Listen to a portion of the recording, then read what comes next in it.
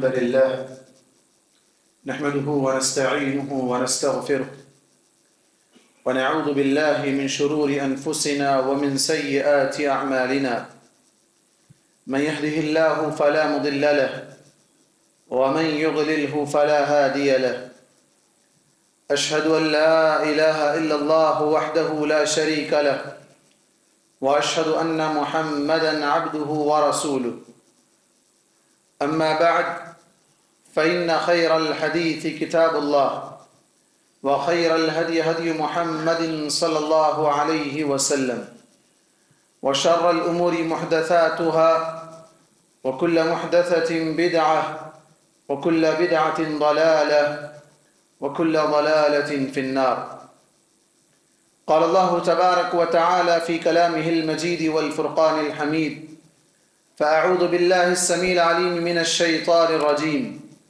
يا أيها الذين آمنوا اتقوا الله حق تقاته ولا تموتن إلا وأنتم مسلمون. وقال تعالى: بسم الله الرحمن الرحيم. يا أيها الناس اتقوا ربكم الذي خلقكم من نفس واحدة وخلق منها زوجها وبث منهما رجالا كثيرا ونساء واتقوا الله الذي تساءلون به والأرحام إن الله كان عليكم رقيبا. وقال تعالى: يا أيها الذين آمنوا اتقوا الله وقولوا قولا سديدا يصلح لكم أعمالكم ويغفر لكم ذنوبكم ومن يطع الله ورسوله فقد فاز فوزا عظيما. وقال تعالى في موضع آخر: لقد من الله على المؤمنين إذ بعث فيهم رسولا منهم يتلو عليهم آياته ويزكيهم ويعلمهم الكتاب والحكمة وإن كانوا من قبل لفي ضلال مبين. وقال أيضا: هو الذي أرسل رسوله بالهدى ودين الحق ليظهره على الدين كله. اما بعد. معزز حاضرین جمعہ، بزرگوں، نوجوان ساتھیوں، پیارے بچوں، اسلامی ماؤں اور بہنوں، ہر قسم کی تعریف، کبریائی و بڑائی اس ایک اللہ رب العالمین کے لیے ہے جس نے اس ساری دنیا کو اکیلے بنایا ہے. وہی اکیلا اس کا مالک ہے جس میں کوئی اس کا پارٹنر یا شریک نہیں ہے، اور وہی اکیلا اس کائنات کو چلانے والا ہے جس میں اس کا کوئی سپورٹر نہیں ہے. وہ اللہ تبارک و تعالیٰ کا بے انتہا فضل و احسان ہے کہ جس نے اپنی اس ساری مخلوق میں ہمیں انسانوں کو اشرف المخلوقات بنا کر پیدا فرمایا ہے، اور پھر اسی اللہ رب العالمین کا بے انتہا شکر ہے کہ جس نے ہماری دنیا اور آخرت کو بنانے سنوارنے کے لیے ہم انسانوں ہی میں سے انبیاء اور رسولوں کو مبعوث فرمایا. اللہ کے تمام نبیوں اور رسولوں پر، اور بالخصوص ہم اور آپ کے سارے انسانوں کے، سارے جنوں کے آخری نبی اور رسول محمد مصطفیٰ صلی اللہ علیہ وسلم پر بے شمار درود و سلام نازل ہو. حاضرین جمعہ، آج کا موضوع خطابت ہے تیسری عید، سنت یا بدعت. اسلام سے قبل دو عیدیں تھیں جسے نیروز یا مہرجان کے نام سے جانا جاتا تھا. آگ کی پوجا کرنے والے لوگ یہ عیدیں مناتے تھے. اللہ کے نبی صلی اللہ علیہ وسلم نے جب دیکھا کہ مسلمانوں کو یہ عیدیں ان کی اچھی لگتی ہیں تو آپ صلی اللہ علیہ وسلم نے کہا کہ نہیں، قد ابدلکم اللہ بہا خیرا منہا، اللہ نے تمہارے لیے ان دو عیدوں کے بدلے اس سے بہتر عیدیں دی، اس کو بدل دیا. وہ کون سی دو عیدیں ہیں؟ کہا یوم الفطر و یوم الاضحیٰ. سنن نسائی کی روایت ہے، امام البانی نے اس کو صحیح قرار دیا ہے کہ اللہ تبارک و تعالیٰ نے تمہارے لیے ان دو عیدوں کے بدلے دوسری دو عیدیں، یوم الفطر جسے ہم عید الفطر کے نام سے جانتے ہیں، جو رمضان کے پورے روزے مکمل ہونے کے بعد اللہ تبارک و تعالیٰ کا شکر ادا کرنے کے لیے اس دن عید منائی جاتی ہے، وہ عید ہے. اور دوسری یوم الاضحیٰ جس دن قربانیاں کی جاتی ہے، یہ دو عیدیں ہیں جسے اللہ تبارک و تعالیٰ نے مسلمانوں کے لیے بطور عید خوشی منانے کا دن، کھانے پینے کا دن، جائز حدود میں رہ کر اللہ تبارک و تعالیٰ کی نعمتوں کا اظہار کرنے کا دن، یہ دو دن اللہ تبارک و تعالیٰ نے عطا کیے ہیں۔ لیکن جیسے جیسے وقت گزرتا گیا، لوگوں میں کچھ ایسے لوگ آئے جو ظاہر میں مسلمان تھے لیکن باطن ان کا کفر سے بھرا ہوا تھا، جسے فرقہ باطنیہ کہا جاتا ہے۔ تقریباً اللہ کے نبی صلی اللہ علیہ وسلم کی وفات کے 600 سال بعد ایک نئی عید کا جنم ہوا، لوگوں میں ایک نئی عید کا دن منایا جانے لگا۔ وہ لوگ آگے آئے گی تفصیل کہ کس نے کیسے اس کو ایجاد کیا، لیکن اس سے قبل ہم یہ دیکھتے ہیں کہ کیا اللہ کے نبی صلی اللہ علیہ وسلم کی ولادت کا دن بطور عید اللہ کے نبی صلی اللہ علیہ وسلم نے اپنی زندگی میں کبھی منایا تھا؟ صحابہ کرام نے کبھی منایا تھا؟ یا آپ صلی اللہ علیہ وسلم کی وفات کے بعد ائمہ، تابعین، محدثین کسی نے کہیں کوئی کتاب میں اس کا کوئی ذکر ملتا ہو؟ تو سب سے پہلے ہم یہ دیکھتے ہیں کہ نبی کریم صلی اللہ علیہ وسلم کی ولادت کا دن کب ہے، چونکہ سب سے پہلے یہ ڈیسائیڈ کرنا بہت ضروری ہے، اس لیے کہ آج جو لوگ اللہ کے نبی صلی اللہ علیہ وسلم کی ولادت کے دن کو جشن کے طور پر منا رہے ہیں، وہ ولادت کا دن نہیں بلکہ وفات کا دن ہے۔ وہ کون سا دن ہے؟ وفات کا دن ہے، جس دن آپ صلی اللہ علیہ وسلم اس دنیا سے چلے گئے، اس دن کو لوگ یہ سمجھ رہے ہیں کہ یہ ولادت کا دن۔ چلیے اس کی تفصیل اگر ہم دیکھیں، امام ابن کثیر رحمۃ اللہ نے اپنی کتاب البدایہ والنہایہ کے اندر، امام ابن کثیر کو سب مانتے ہیں، امام ابن کثیر جو کہ بڑے ہی مفسر گزرے ہیں، جن کی قرآن میں تفسیر بڑی ایک نامور حیثیت رکھتی ہے، انہوں نے کیا لکھا ہے؟ انہوں نے اپنی کتاب البدایہ والنہایہ میں لکھا کہ اللہ کے نبی صلی اللہ علیہ وسلم ربیع الاول کے مہینے میں پیدا ہوئے، لیکن تاریخ میں بڑا اختلاف ہے، کسی نے 2 تاریخ کہا، کسی نے 8 کہا، کسی نے 9 کہا، کسی نے 10 کہا، کسی نے 12 کہا، کسی نے 17، کسی نے 18، کسی نے 22، اتنی تاریخیں ذکر کی گئی ہے، لیکن اس کی تفصیل میں اگر ہم جائیں گے کہ آخر اس کے اندر فکس کون سا دن تھا، اللہ کے نبی صلی اللہ علیہ وسلم کی حدیث سے ہمیں وہ بات واضح ہو جائے گی۔ آپ صلی اللہ علیہ وسلم ہر پیر کے دن روزہ رکھتے تھے۔ کون سے دن؟ پیر کا دن روزہ رکھتے تھے۔ کون سا پیر؟ صرف ربیع الاول کے مہینے کا ایک پیر نہیں، ایک منڈے نہیں، بلکہ سال کے 12 مہینے میں ہر پیر جب بھی آتا، ایوری ویک، ہر ہفتے میں جو پیر کا دن آتا، اس دن آپ صلی اللہ علیہ وسلم روزہ رکھتے تھے۔ اب ان تاریخوں کا اگر ہم جائزہ لیں گے کہ پیر کا دن ان تاریخوں میں کب آیا تھا، ان ڈیٹس میں پیر کا دن کب آیا تھا، تو قاضی سلیمان منصور پوری نے لکھا ہے کہ آپ صلی اللہ علیہ وسلم کی ولادت جو 9 ربیع الاول کو ہوئی تھی۔ کیوں؟ اس لیے کہ پیر کا دن جو ہوا تھا وہ ان تاریخوں کے بیچ میں 9 تاریخ کو آتا ہے۔ اب یہ کیسے پتا چلا؟ تو اس کی دلیل صحیح بخاری کی ایک روایت ہے۔ صحیح بخاری میں اللہ کے نبی صلی اللہ علیہ وسلم کے بیٹے ابراہیم کی وفات کا ذکر ملتا ہے کہ ان کی وفات ہوئی تو اتفاق سے اس دن سورج کو گرہن لگ گیا۔ لوگوں نے کہا کہ ابراہیم کی وفات کی وجہ سے سورج کو گرہن لگ گیا۔ اللہ کے نبی صلی اللہ علیہ وسلم نے کہا کہ دیکھو یہ اللہ تعالیٰ کی نشانیاں ہیں، اللہ تبارک و تعالیٰ اسے جب چاہے ظاہر کرتا ہے۔ کسی کی ولادت یا کسی کی وفات کی وجہ سے سورج یا چاند کو گرہن نہیں لگتا ہے۔ جب بھی سورج یا چاند کو گرہن لگے تم اللہ تعالیٰ کا ذکر کرو، اللہ سے دعائیں مانگنے میں جو ہے اس وقت کو گزارو، لیکن وفات سے اس کا کوئی تعلق نہیں۔ بعد میں ایک باہر فلکیات جو علم نجوم کا علم رکھتے ہیں، انہوں نے اس کو ظاہر کیا، جن کا نام ہے محمد باشا الفلکی۔ انہوں نے اس تاریخ کو کاؤنٹ کر کے بتلایا ہے کہ جو تاریخ کو جس وقت وہ سورج کو گرہن لگا تھا، اب سورج کا گرہن پچھلے سالوں میں کب کب لگا تھا پوری ہسٹری نکالی گئی تو وہ 10 ہجری کا واقعہ تھا۔ 7 جنوری 632 عیسوی صبح 8:30 بجے، صبح 8:30 بجے سورج کو گرہن لگا تھا۔ قمری حساب سے اگر دیکھیں گے، چاند کے اعتبار سے، تو 63 برس پیچھے اگر جائیں گے تو اللہ کے نبی صلی اللہ علیہ وسلم کی پیدائش 571 عیسوی، ابھی ہمارا چل رہا ہے 2024، 571 عیسوی میں اللہ کے نبی صلی اللہ علیہ وسلم ربیع الاول کے مہینے میں پیدا ہوئے. آپ نے کہا کہ میں پیر کے دن پیدا ہوا. 8 تاریخ سے لے کر 12 تاریخ کے اندر اگر دیکھا جائے کہ یہ 8 سے لے کر 12 میں پیر کا دن کب آیا تھا تو وہ 9 ربیع الاول کو آیا تھا. 12 ربیع الاول کو پیر کا دن نہیں آیا تھا. چلیے اس سے آگے بڑھتے ہیں کہ وفات کب ہوئی. آپ بزرگ لوگ یہاں موجود ہیں اور بھی اپنے خاندان میں اپنے رشتہ داروں میں یا پرانی کتابوں میں آپ اٹھا کر کھنگال لیں, آپ کو یہ ملے گا کہ ہندوستان میں ایسے کچھ بدعات اور خرافات تھی. ان میں سے ایک بدعت تھی 12 فات کی.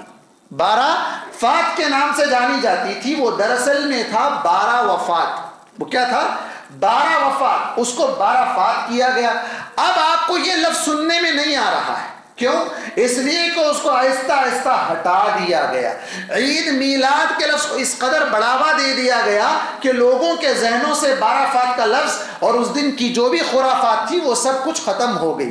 یہ بات متفق مطلب سب کا اس پر اجماع ہے. سب اس بات پر متفق ہیں کہ اللہ کے نبی صلی اللہ علیہ وسلم کی وفات 12 ربیع الاول کو ہوئی تھی. بلکہ خود بریلویوں کے امام احمد رضا خان بریلوی اپنی کتاب نطاق الہلال میں صفحہ نمبر 12 پر اس بات کا ذکر بھی کیا ہے کہ اللہ کے نبی صلی اللہ علیہ وسلم کی وفات 12 ربیع الاول ہی کو ہوئی تھی.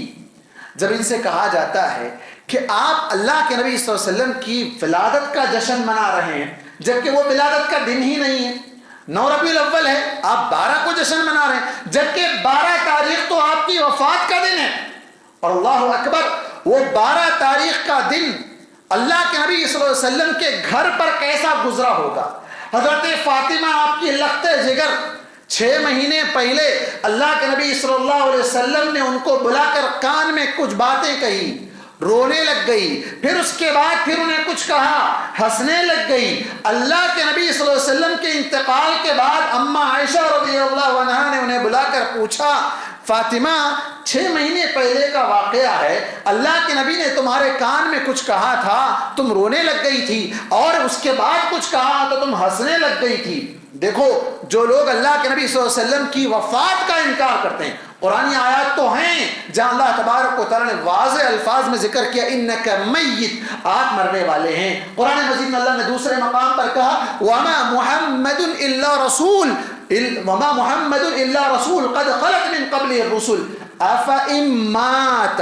موت کا لفظ اللہ نے خود 2 جگہ استعمال کیا ہے. قرآن مجید میں اللہ کے نبی صلی اللہ علیہ وسلم کی شان میں استعمال کیا ہے, گستاخی نہیں. اللہ کے نبی صلی اللہ علیہ وسلم کے لیے لفظ موت کا استعمال کیا گیا ہے, بلکہ یہ بھی اللہ نے کہا آپ سے پہلے ہم نے کسی بھی شخص کو ایسا نہیں بنایا کہ وہ ہمیشہ رہنے والا ہو, کہ اگر آپ مر جائیں افئن مت فهم الخالدون, اگر آپ مر جائیں تو کیا یہ لوگ ہمیشہ زندہ رہنے والے ہیں. موت کا لفظ یہاں بھی استعمال کیا گیا. خود اللہ کے نبی صلی اللہ علیہ وسلم کی بیٹی فاطمہ رضی اللہ عنہا وہ کیا کہتی ہیں, اللہ کے نبی صلی اللہ علیہ وسلم نے مجھے بلا کر کہا تھا کہ دیکھو بیٹا میرا انتقال ہونے والا ہے. میں یہ سن کر رونے لگ گئی. پھر آپ نے مجھے تسلی دیتے ہوئے کہا کہ سب سے پہلے مجھ سے ملنے تم آؤ گی, مطلب کچھ ہی دنوں کے بعد تمہارا انتقال ہونے والا ہے. اور ویسا ہی ہوا. اللہ کے نبی صلی اللہ علیہ وسلم کی وفات کے چند مہینوں کے اندر حضرت فاطمہ بھی انتقال کر گئی. ایسا ہی دوسرا واقعہ, اللہ کے نبی صلی اللہ علیہ وسلم کی زندگی میں آپ صلی اللہ علیہ وسلم کے سامنے ایک شخص آیا اور آ کر کہا اللہ کے نبی صلی اللہ علیہ وسلم جب میں گھر میں ہوتا ہوں آپ کی یاد آتی ہے, میں بے چین ہو جاتا ہوں, گھر سے نکل کر بھاگ کر آتا ہوں, آپ کو دیکھتا ہوں تو دل مطمئن ہو جاتا ہے, دل کو سکون مل جاتا ہے. لیکن اللہ کے نبی صلی اللہ علیہ وسلم میں سوچتا ہوں اگر آپ مر جائیں میں بھی مر جاؤں. کس کے سامنے لفظ استعمال کر رہا ہے؟ اللہ کے نبی صلی اللہ علیہ وسلم کے سامنے لفظ استعمال کیا جا رہا ہے موت کا لفظ. اللہ کے نبی آپ کا انتقال ہو جائے, ان متا آپ مر جائیں, وفات پا جائیں اور میں بھی مر جاؤں, آپ تو جنت میں رہیں گے اور اللہ تعالیٰ مجھے اپنے فضل سے جنت میں داخل کر دے. تو میں سوچتا ہوں کہ آپ کو ملنے کے لیے کہاں آؤں, جنت میں آپ سے کہاں ملاقات ہوگی. اللہ کے نبی صلی اللہ علیہ وسلم خاموش رہتے ہیں. قرآن کی آیتیں نازل ہوتی ہے, سورہ نساء کی آیتیں نازل ہوتی ہے, وَمَن يُطِعِ اللَّهَ وَالرَّسُولَ فَأُولَٰئِكَ مَعَ الَّذِينَ أَنْعَمَ اللَّهُ عَلَيْهِم مِّنَ النَّبِيِّينَ وَالصِّدِّيقِينَ وَالشُّهَدَاءِ وَالصَّالِحِينَ وَحَسُنَ أُولَٰئِكَ رَفِيقًا. اللہ تبارک و تعالیٰ نے آیتیں نازل فرما دی. یہ نہیں کہا کہ وہ گستاخ ہے, اللہ کے نبی صلی اللہ علیہ وسلم کے سامنے آپ کی موت کا ذکر کر رہا ہے, نہیں, بلکہ اللہ تبارک و تعالیٰ نے اسے انعام نازل کیا. کہا کہ جو اللہ کی اور اس کے رسول کی اطاعت کریں گے وہ لوگ نبیوں کے ساتھ, صدیقین کے ساتھ, شہداء کے ساتھ, صالحین کے ساتھ جنت میں ہوں گے. یعنی ان کا مقام ساتھ ساتھ ہوگا, وہ دور یا الگ نہیں کیے جائیں گے. چلیے دیکھتے ہیں اللہ کے نبی صلی اللہ علیہ وسلم اپنی زندگی میں, قرآن مجید میں اللہ تبارک و تعالیٰ نے کہا لَقَدْ كَانَ لَكُمْ فِي رَسُولِ اللَّهِ أُسْوَةٌ حَسَنَةٌ. اللہ کے نبی کی زندگی میں تمہارے لیے بہترین آئیڈیل ہے, ایک بہترین نمونہ ہے. آپ صلی اللہ علیہ وسلم نے کیا کبھی اپنی زندگی میں اپنے ولادت کے دن کو جشن کا دن منایا تھا, خوشی کا دن منایا تھا, کوئی میٹھا کھایا تھا؟ کیا اس دن کو یاد کر کے کہ آج کے دن میں پیدا ہوا تھا کبھی آپ صلی اللہ علیہ وسلم نے اس کا ذکر کیا؟ تو کن الفاظ میں کیا اور کیسے کیا؟ سب سے پہلے اگر ہم دیکھیں تو اللہ کے نبی صلی اللہ علیہ وسلم کی نبوت سے پہلے 40 مرتبہ یہ دن آیا تھا. کتنے مرتبہ؟ 40 مرتبہ یہ دن آیا تھا. نبی بنائے جانے سے پہلے 40 مرتبہ کبھی آپ نے جو ہے جشن نہیں منایا. آپ کے دادا عبد المطلب, انہوں نے آپ صلی اللہ علیہ وسلم کا نام رکھا تھا پیدا ہونے کے بعد, آپ کو لے جا کر کعبۃ اللہ میں شکرانہ ادا کیا تھا اللہ تبارک و تعالیٰ. ان کی زندگی میں 8 مرتبہ یہ دن آیا تھا, کبھی انہوں نے جشن نہیں منایا, کبھی انہوں نے خوشی نہیں منائی. اس کے بعد ابو طالب کی پرورش میں رہے, کبھی ابو طالب نے آپ کا یہ جشن کا دن نہیں منایا. اللہ کے نبی صلی اللہ علیہ وسلم کو نبی بنا دیا گیا, نبی بنایا گیا. غار حرا میں آپ کو وحی آئی, پہلی وحی آئی. آج لوگ وہاں جاتے ہیں, اسے ایک جو ہے نا ٹورسٹ پلیس کے طور پر جو ہے نا وہاں وزٹ کرتے ہیں. حالانکہ اللہ کے نبی صلی اللہ علیہ وسلم کو زندگی میں جب وہاں وحی ملی, اس کے بعد آپ صلی اللہ علیہ وسلم وفات تک کبھی پلٹ کر اس جگہ پر نہیں گئے کہ یہاں مجھے وحی ملی تھی. صحابہ کبھی نہیں گئے کہ وہ وحی کی جگہ کہاں تھی, بلکہ وہاں چڑھنا نہیں, بلکہ اس مقام پر جو پیغام آیا تھا پڑھنے کا, اقرأ بسم ربک الذی خلق, صحابہ نے اس پیغام کو لیا. لوگ اس پیغام کو لینے کے بجائے وہاں چڑھتے ہیں, وہاں گھومتے ہیں, پھرتے ہیں, وہاں اس کو ٹورسٹ پلیس کی حیثیت سے ایک مقام دے دیا گیا. یہ ایک الگ ٹاپک ہے. لیکن اللہ کے نبی صلی اللہ علیہ وسلم کو نبی بنائے جانے کے بعد سے لے کر مکے میں 13 سال, مدینہ آنے کے بعد 10 سال, پورے کل ملا کر 23 سال, 23 ایئرس, کبھی آپ صلی اللہ علیہ وسلم نے اپنا جشن نہیں منایا. فاطمہ رضی اللہ عنہا نے نہیں منایا. حسن اور حسین رضی اللہ عنہما جو کہ نواسے رسول ہے, جنت کے سردار, نوجوانوں کے سردار ہیں, انہوں نے کبھی نہیں منایا. وہ صحابہ اکرام جنہیں اللہ کے نبی صلی اللہ علیہ وسلم سے محبت تھی, آپ کے سامنے اپنا سینہ سپر کر کے ٹھہر جاتے تھے, سینے پر تیریں تلواریں لگتی تھی. وہ صحابہ اکرام جن کے بارے میں اللہ کے نبی صلی اللہ علیہ وسلم, بلکہ خود قرآن میں اللہ نے کہا رضی اللہ عنہم ورضوا عنہ, اللہ ان سے راضی ہے, وہ اللہ سے راضی ہیں. اللہ نے ان کے لیے جنات تیار کر دی ہیں, جنت کی خوشخبریاں انہیں سنا دی گئی. 10 لوگوں کے نام ہیں عشرہ مبشرہ جنہیں کہا جاتا ہے, اس میں حضرت علی رضی اللہ عنہ بھی ہے. انہوں نے کبھی جشن نہیں منایا تھا. اس کے بعد اللہ کے نبی صلی اللہ علیہ وسلم کی وفات کے بعد 100 سال تک صحابہ اکرام زندہ تھے. 1 صدی, 1 سنچری پوری, 100 سال تک صحابہ زندہ تھے. اس کی دلیل کیا ہے؟ اللہ کے نبی صلی اللہ علیہ وسلم نے خود کہا تھا ایک مرتبہ کہ آج رات جو زندہ ہے 100 سال کے بعد ان میں سے کوئی زندہ نہیں رہیں گے. 100 سال تک زندہ رہے, کسی نے نہیں منایا. اس کے بعد تابعین آئے, تبع تابعین آئے, محدثین آئے, ائمہ اکرام آئے, ائمہ اربعہ آئے, چاروں ائمہ آئے, کسی نے اس دن کو نہیں منایا تھا. اس لیے کہ اللہ کے نبی صلی اللہ علیہ وسلم نے جو ہمیں مثال, بلکہ ہمیں لیے بہترین آئیڈیل کے طور پر جو کہا تھا خیر القرون قرنی ثم الذین یلونہم ثم الذین یلونہم, سب سے بہترین زمانہ میرا زمانہ, میرے بعد آنے والوں کا زمانہ, ان کے بعد آنے والوں کا زمانہ. ان تینوں زمانوں میں کسی نے اللہ کے نبی صلی اللہ علیہ وسلم کی ولادت کا دن سمجھ کر خوشی نہیں منائی. اللہ کے نبی صلی اللہ علیہ وسلم کی ولادت کا دن کی ایجاد کب ہوئی؟ تقریباً 625 ہجری میں. جیسے میں نے شروع میں کہا 600 سال کے بعد اس بدعت کی ایجاد ہوئی. عراق کے علاقے اربل کے گورنر ابو سعید کوکبری، جس کا لقب تھا الملک مظفر الدین. آپ جانتے ہیں عراق شروع سے ہی فتنوں کی جگہ ہے، شروع ہی سے فتنوں کی جگہ ہے، فتنے برپا ہوتے رہتے ہیں. پھر اللہ کے نبی صلی اللہ علیہ وسلم نے خود پیشن گوئی دی تھی کہ وہاں فتنے جنم لیں گے. یہ باطنی فرقے کا شیعہ تھا جو دل میں مسلمانوں کے خلاف نفرت رکھتا تھا، ظاہر میں اپنے آپ کو مسلمان بتاتا تھا. دیکھیں آپ معاملہ کیسے گیم پلٹ گیا. اللہ کے نبی صلی اللہ علیہ وسلم کی وفات کے دن جشن، خوشی، ڈھول تاشے، مٹھائیاں، کھیر پوریاں، اور نواسے رسول حضرت حسین رضی اللہ عنہ کی وفات کے دن کو شہادت کا دن، ماتم کا دن. اور وہ ایک دن نہیں، جب سے لے کے آج تک وہ ماتم ہی کا دن. نانا کی وفات پر جشن کیوں؟ نواسے کی وفات پر ماتم کیوں؟ جبکہ یہ دونوں بھی غلط ہیں، دونوں بھی غلط ہے. وہ ایک الگ ٹاپک ہے، وہ ماتم منانے کا معاملہ الگ چیز ہے. اب وہ شخص وہ کون تھا جو گانے بجانے میں مصروف رہتا تھا، فسق و فجور میں مصروف رہتا تھا؟ تو اس کو کسی نے فتویٰ دیا، اس کا نام تھا ابو الخطاب ابن دحیہ الکلبی، جس کے فتوے پر اسے 1000 دینار کا انعام بھی دیا گیا. امام ابن حجر رحمہ اللہ نے لکھا ہے کہ تمام لوگ اس بات پر متفق تھے کہ یہ جھوٹا شخص تھا ابن دحیہ الکلبی، جس نے اسے فتویٰ دیا تھا کہ اللہ کے نبی کی ولادت کے دن کو خوشی کے طور پر منایا جا سکتا ہے. تو یہ وہ لوگ تھے جنہوں نے اس کو 600 سال کے بعد ایجاد کیا، جبکہ اللہ کے نبی صلی اللہ علیہ وسلم کی اس پوری ہسٹری میں، آپ صلی اللہ علیہ وسلم کی زندگی میں، صحابہ کی زندگی میں، تابعین کی زندگی میں، تبع تابعین کی زندگی میں کبھی کہیں ہمیں یہ چیز نہیں ملتی ہے.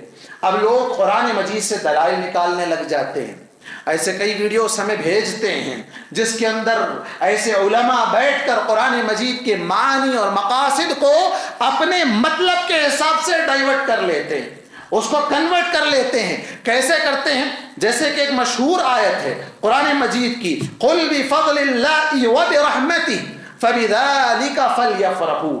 یہ آیت سورہ یونس کی ہے، جس کے اندر اللہ تبارک و تعالیٰ نے کہا اے اللہ کے نبی آپ کہہ دیجئے اللہ کے فضل اور اس کی رحمت سے یہ لوگ خوش ہو جائیں. خوشی منائیں، جشن منائیں نہیں، خوش ہو جائیں. چلیے قرآن مجید جن لوگوں پر نازل ہوا تھا، جن کے درمیان سب سے پہلے تو اللہ کے نبی صلی اللہ علیہ وسلم پر نازل ہوا، صحابہ کرام کے درمیان نازل ہوا. آپ صلی اللہ علیہ وسلم پر جب یہ آیت نازل ہوئی، کیا آپ صلی اللہ علیہ وسلم نے حکم دیا تھا کہ میرے ولادت کے دن کو جشن مناؤ؟ اب آیت کو کیسے پھیرتے ہیں دیکھیے، میں آپ کے سامنے بتاتا ہوں. قرآن میں اللہ نے 2 لفظ استعمال کیے، فضل اللہ ورحمتہ. سب سے پہلے اس کا صحیح معنی ہم صحابہ کرام سے ہی پوچھتے ہیں. صحابہ کرام میں امام المفسرین کون ہیں؟ عبداللہ بن عباس رضی اللہ عنہما.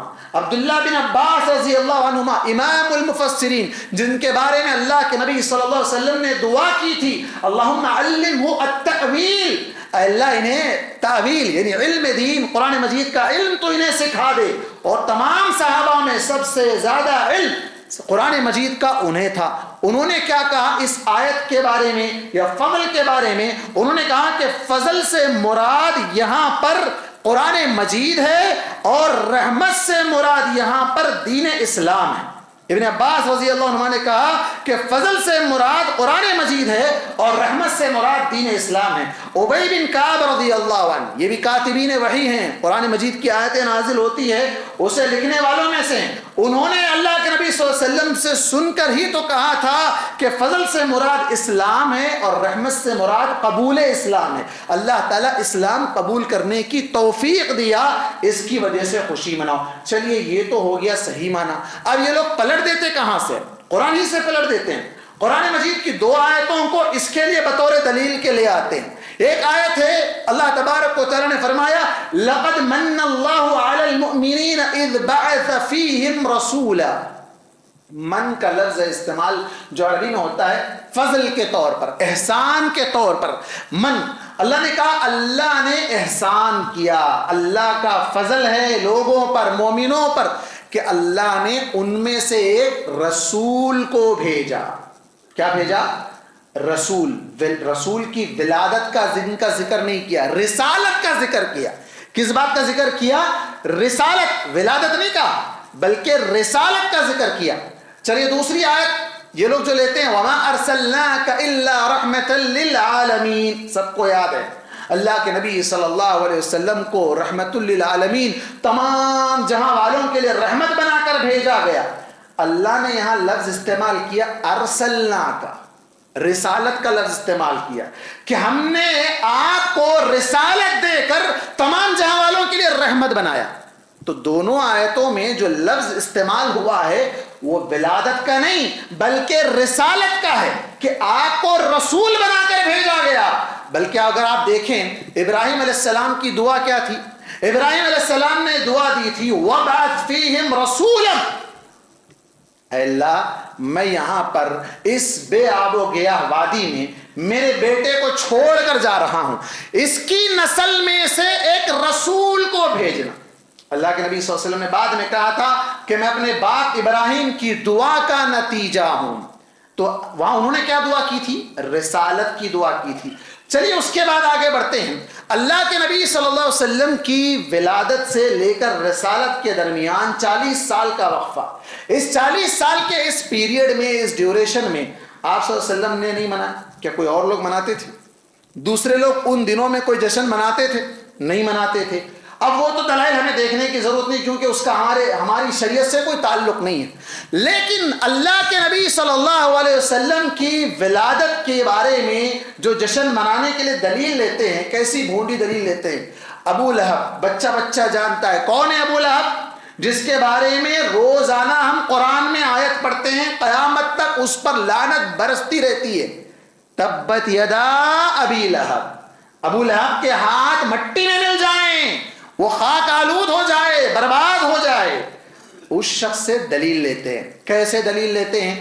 حضرت عباس رضی اللہ عنہما نے خواب دیکھا تھا۔ کب دیکھا تھا؟ اسلام لانے سے پہلے دیکھا تھا۔ کیا خواب دیکھا تھا؟ وہ ضعیف ہے، حدیث ضعیف ہے، لیکن دلیل کیسے دیتے ہیں دیکھیے آپ۔ حضرت عباس رضی اللہ عنہما نے خواب دیکھا تھا جس میں دیکھا کہ ابو لہب کا انتقال ہو گیا۔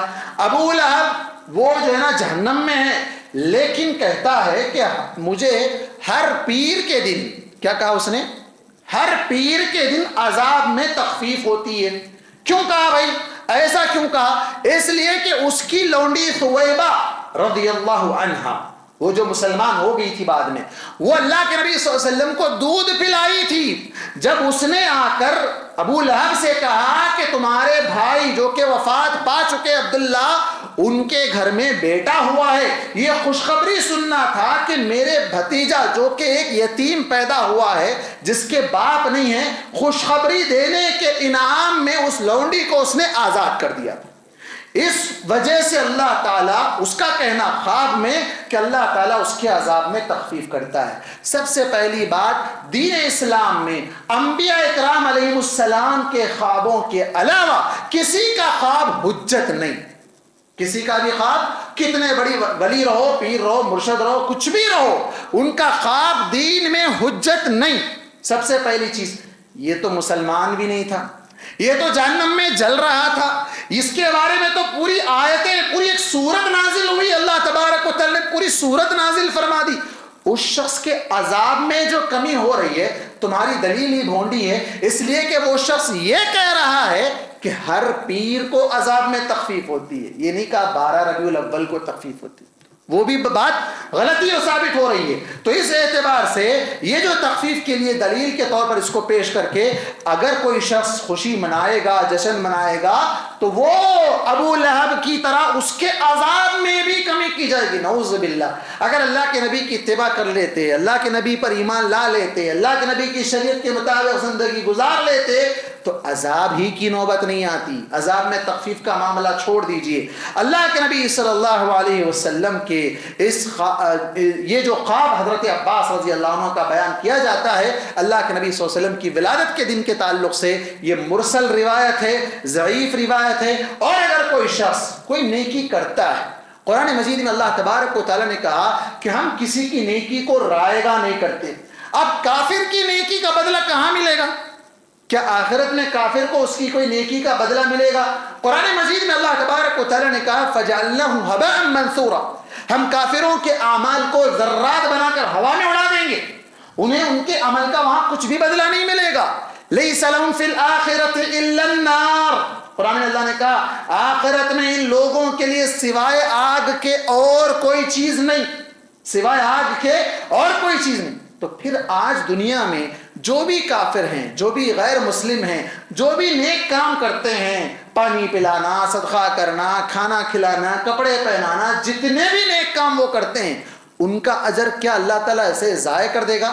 نہیں، اللہ تعالیٰ انہیں ان کا اجر دنیا میں دے دے گا، آخرت میں ان کے لیے کچھ بھی اٹھا کر نہیں رکھا جائے گا۔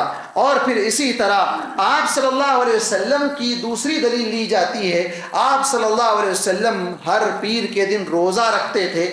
آپ نے ایک لفظ استعمال کیا، یہ وہ دن ہے ھذا یوم ولدت فیہ، اتنا ہی لیتے ہیں، آگے کا لفظ ہے وبعثت فیہ، یہ وہ دن ہے جس دن میں روزہ رکھ رہا ہوں، پیر کا دن، یہ میری ولادت کا دن، اور ساتھ ہی ساتھ آگے کیا کہا؟ میری رسالت کا بھی دن ہے۔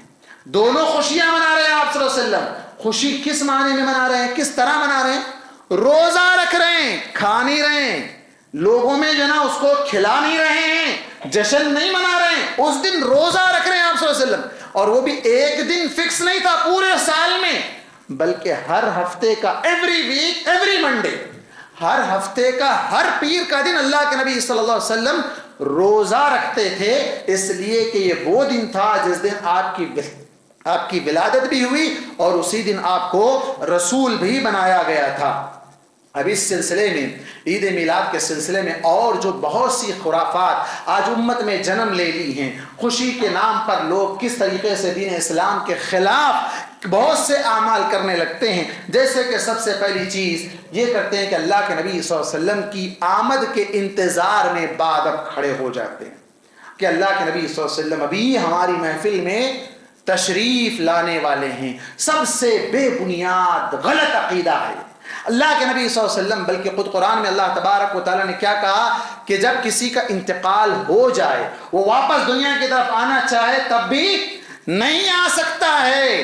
اللہ کے نبی صلی اللہ علیہ وسلم کے بارے میں جیسے موت کے بارے میں ساری تفصیل بتا دی گئی، کوئی واپس آ ہی نہیں سکتا ہے، بلکہ اللہ کے نبی صلی اللہ علیہ وسلم نے ایک مرتبہ شہادت کی فضیلت میں ایک بات کہی تھی، جنگ میں جا کر لڑ کر شہید ہو جانے کے بارے میں کہا تھا ثم احیا ثم اقتل ثم احیا ثم اقتل ثم احیا ثم اقتل، 3 مرتبہ آپ صلی اللہ علیہ وسلم نے کہا کہ شہید کو جو اللہ تعالیٰ مقام عطا کرتا ہے، وہ مقام پانے کے لیے، اس مقام میں مزید جو نا بلندی حاصل کرنے کے لیے آپ صلی اللہ علیہ وسلم نے کہا میری یہ خواہش ہے لوددت، میں چاہتا ہوں کہ اللہ تعالیٰ مجھے قتل ہونے کے بعد، جنگ میں مارے جانے کے بعد، اقتل، مجھے قتل کر دیا جائے گا، پھر مجھے اللہ تعالیٰ اگر زندہ کر دیتا میں پھر جاؤں گا، پھر لڑوں گا، پھر قتل کیا جاؤں گا، پھر اللہ مجھے زندہ کر دیتا، پھر لڑوں گا، پھر قتل ہو جاؤں گا، اس لیے کہ یہ شہید کو جو مقام ملنے والا ہے وہ مقام میں حاصل کرنے کے لیے میری تمنا ہے۔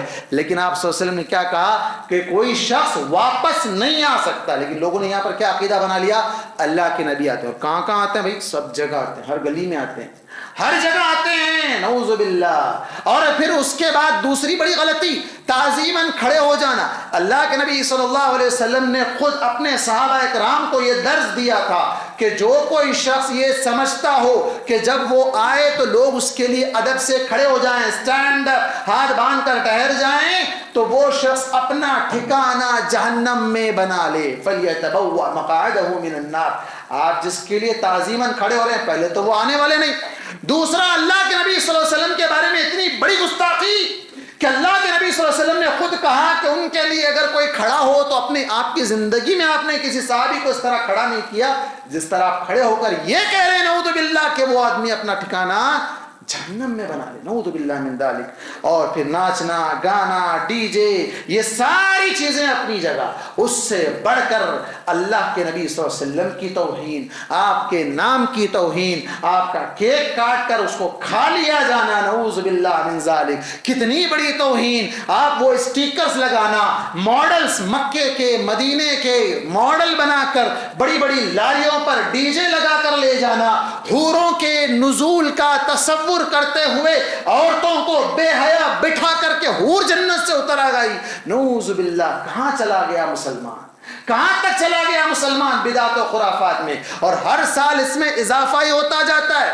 ہر سال نئی نئی ایجادات آتی رہتی ہیں، نئے نئے کام کیے جاتے ہیں. یہ سارے کام شاعر اسلام کی توہین ہے. اللہ تبارک و تعالیٰ نے کہا وَمَن يُعَظِّمْ شَعَائِرَ اللَّهِ فَإِنَّهَا مِن تَقْوَى الْقُلُوبِ، کہ جو اسلام کے اللہ کے شعائر جو شعیریں ہیں اللہ تبارک و تعالیٰ نے جن کا احترام کرنے کا حکم دیا ہے، جو لوگ احترام کرتے ہیں وہ ان کے دلوں کے تقوی کی بات ہے. اس کا مطلب یہ ہوا کہ یہ لوگ جو توہین کرتے اسلام کو چوراستوں پر لا کر کھڑا کر دیتے ہیں، ناچتے ہیں، گاتے ہیں، بہت سی حرکتیں کرتے ہیں جو آپ دیکھ سکتے ہیں. بلکہ اب حد تو یہ ہو گئی کہ آپ صلی اللہ علیہ وسلم کی ولادت کے دن نہیں بلکہ اس کو آگے بڑھا کر پوسٹ پون کر کے بھی شاید جلوس نکالنا پڑے تو نکالنے کے لیے تیار، لیکن اسے کینسل کرنے کے لیے کسی حال میں ہمارا مسلمان تیار نہیں ہے. غیروں کی مشابہت میں بہت سی چیزیں، مرد و زن کا اختلاط، لائٹنگ. ابھی دیکھو گلیاں سج رہی ہیں، لائٹنگ لگ رہی ہے، پوری گلیوں میں جھومرس لگ رہے ہیں، کیا کیا اس کو سجایا جا رہا ہے. مجوسیوں کی طرح، آگ کی پوجا کرنے والوں کی طرح لائٹنگ لگا کر اس طرح پوری طرح روشن کیا جا رہا ہے، چندہ وصول کیا جاتا ہے. بڑے ہی اس کے ساتھ اللہ کے نبی صلی اللہ علیہ وسلم کی جو نا محفل سجائی جائے گی، زبردستی چندہ لیا جاتا ہے، کہیں پولیٹیکل پاور استعمال کیا جاتا ہے، کہیں پریشر ڈالا جاتا ہے، مختلف طریقے سے چندہ وصول کر کے یہ دھندا اپنا کر دین اسلام کی توہین کر کے اللہ کے نبی صلی اللہ علیہ وسلم کی محبت کا دعویٰ کرتے ہیں. سنو اللہ کے نبی صلی اللہ علیہ وسلم سے محبت صحابہ کرام کیسے کرتے تھے. اللہ کے نبی صلی اللہ علیہ وسلم کے نام کا اسٹیکر بنا کر گاڑیوں پر لگانا، جھنڈوں پر لگانا اور اس کو لے کر گھومنا، بعد میں اٹھا کر کچرے کے حوالے نالیوں میں واش بیسن میں دھو دھو کر رگڑ کر بہا دینے والوں. سنو اللہ کے نبی صلی اللہ علیہ وسلم کی محبت صحابہ کیسے کرتے تھے. حضرت علی رضی اللہ عنہ صلح حدیبیہ کے موقع پر وہاں اللہ کے نبی صلی اللہ علیہ وسلم نے لکھایا تھا کہ یہ خط من محمد رسول اللہ، اللہ کے نبی محمد صلی اللہ علیہ وسلم اللہ کے رسول کی طرف سے یہ خط لکھا جا رہا ہے. مشرکین نے اعتراض کیا، کہا کہ اگر رسول مان لیتے تو جھگڑا ہی نہیں ہوتا، ہم رسول نہیں مانتے، یہ رسول کٹ کر دو. حضرت علی رضی اللہ عنہ کانپ اٹھے، اللہ کے رسول کے نام پر میں پین نہیں چلا سکتا. آج رسول کے نام کی توہین کیسے کیسے لوگ کرتے ہیں. میں پین نہیں چلا سکتا، اللہ کے نبی صلی اللہ علیہ وسلم کو پڑھنا لکھنا نہیں آتا. آپ نے کہا علی بتاؤ کہاں لکھا ہے، میں اپنے ہاتھ سے مٹا دیتا ہوں. یہ صحابہ کرام کا احترام تھا. وہی حضرت علی رضی اللہ عنہ کیا کہتے ہیں، اللہ کے نبی سے ہمیں اس قدر محبت ہے، اپنے آپ سے، اپنی اولاد سے، بلکہ سخت گرمی کے موسم میں ٹھنڈے پانی کی جو طلب ہوتی ہے، پیاس لگتی ہے، ہمیں اس سے کہیں زیادہ محبت اللہ کے نبی صلی اللہ علیہ وسلم سے. یہ محبت ہے صحابہ سے. محبت کے نام پہ بہت لچھے دار تقریریں کر کے لوگوں کو دین اسلام کے خلاف اعمال کروا کر یہ سمجھ لینا کہ اسلام کے حقیقی جو نمائندے ہیں اسلام کو بدنام کرنے والے ہیں، اسلام کو بگاڑ کر پیش کر رہے ہیں. اللہ تبارک و تعالی ہم تمام مسلمانوں کو اللہ کے نبی صلی اللہ علیہ وسلم سے سچی محبت کرنے والا بنائے. آپ صلی اللہ علیہ وسلم کے مطابق بتائے ہوئے طریقوں کے مطابق، سنت کے مطابق ہمیں زندگی گزارنے والا بنائے. ہر قسم کے بدعات و خرافات سے اللہ تعالی ہماری اور ہمارے نسلوں کی حفاظت فرمائے. آمین. اقول قولی هذا واستغفر الله لي ولكم ولسائر المسلمين من كل ذنب فاستغفروه انه هو الغفور الرحيم.